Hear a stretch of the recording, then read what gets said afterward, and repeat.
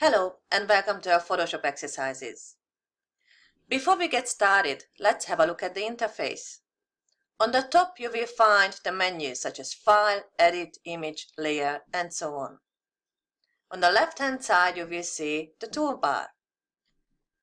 Notice that when you switch between tools, the quick access bar will change as well to reflect the tool. Hello and welcome to our Photoshop exercises. Before we get started, let's have a look at the interface. On the top you will find the menus such as File, Edit, Image, Layer, and so on.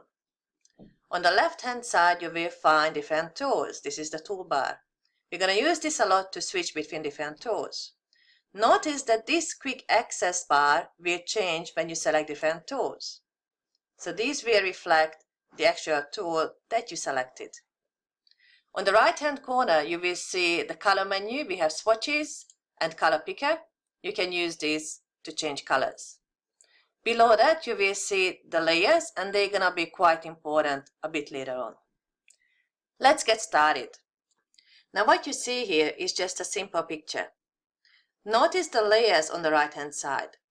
Each element of the picture is on a different layer. And see that the background is locked at the moment.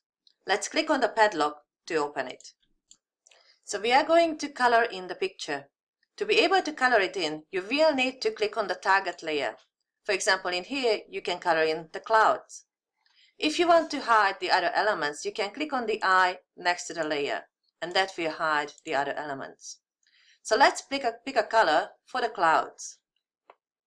Behind the gradient tool, you will need to click and hold your mouse button for 2 seconds, and that will reveal the other tools that we have. We're going to use the paint bucket tool to color it in. And let's pick a light blue color. And then you can color in the clouds. To be able to color in the other elements, you will need to select the layer and click on the target layer. So the sun, maybe something yellow. If you forget to switch between layers, and let's say you wanted to change the color of the cloud to something grayish, see what happens. Because we are not on the target layer, it's actually coloring in on the sun layer. Not to worry. This is a very useful tool. This is called a history tool, history brush. And you can use it to undo things that you've done or to redo things that you like. So I'm just going to undo coloring in the clouds. So please go ahead, open the eyes, click on the layers, and color in the picture. So when you are done with your coloring in, I'd like to show you how to change the background. Let's close all the layers except for the background. We're going to use a tool called Gradient to color in the background. Remember, we have to click on the layer to be able to work on it. So behind the paint bucket we have the Gradient tool. Open that, and on the top click on the drop down menu and select any of the gradient colors that you like.